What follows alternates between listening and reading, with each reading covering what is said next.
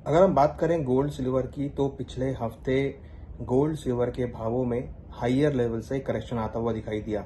हालांकि गोल्ड के भाव 2% से ज़्यादा की तेजी के साथ क्लोज होते हुए नजर आए और सिल्वर के भावों में भी 5% से ज़्यादा की तेजी देखने को मिली। हमने देखा गोल्ड का भाव 1,27,900 के आसपास से तक हाई बनाया, उसके बाद करेक्ट होकर करीबन 1,23,500 के लेवल पे क्लोज होते हुए नजर आए। वहीं सिल्वर के भावों में भी करीबन 1,65,800 के आसपास के हाइज बने और उसके बाद करीबन 1,56,000 के आसपास भाव क्लोज होते हुए नजर आए। इंटरनेशनल मार्केट की अगर बात करें तो करीबन 4,080 के आसपास गोल्ड के भावों में हमने क्लोजिंग होती हुई देखी और सिल्वर के भाव करीबन $50.5 के आसपास क्लोज होते हुए नजर आए।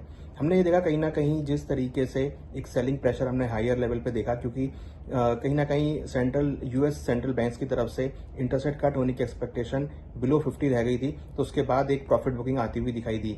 यूएस गवर्नमेंट का शटडाउन ओपन होने के बाद एक जो सेफ हेवन अपील थी वो भी यहाँ पर कमजोर होती हुई दिखाई दी और गोल्ड और सिल्वर के भावों में नरमी देखने को मिली।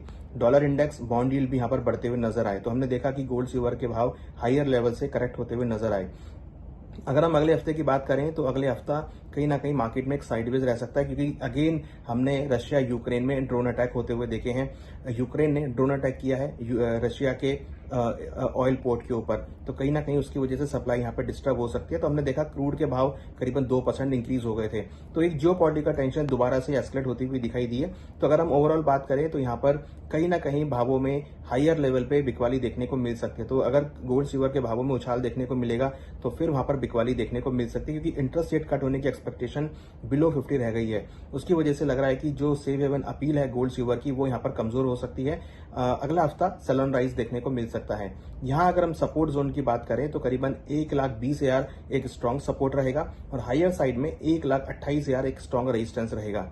वहीं सिल्वर की अगर बात करें तो 1,52,000 एक अच्छा सपोर्ट रहेगा और ऊपर में करीबन 1,60,000 एक रेजिस्टेंस लेवल रहेगा। डोमेस्टिक इंटरनेशनल मार्केट की अगर बात करें तो करीबन $4,000 एक सपोर्ट जोन रहेगा और 4150 एक रेजिस्टेंस जोन रहेगा।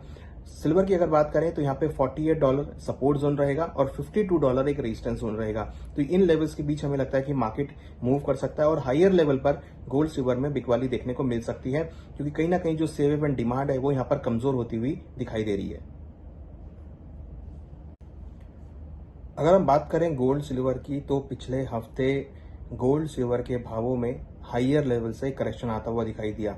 हालांकि गोल्ड के भाव 2% से ज़्यादा की तेजी के साथ क्लोज होते हुए नजर आए और सिल्वर के भावों में भी 5% से ज़्यादा की तेजी देखने को मिली। हमने देखा गोल्ड का भाव 1,27,900 के आसपास से तक हाई बनाया, उसके बाद करेक्ट होकर करीबन 1,23,500 के लेवल पे क्लोज होते हुए नजर आए।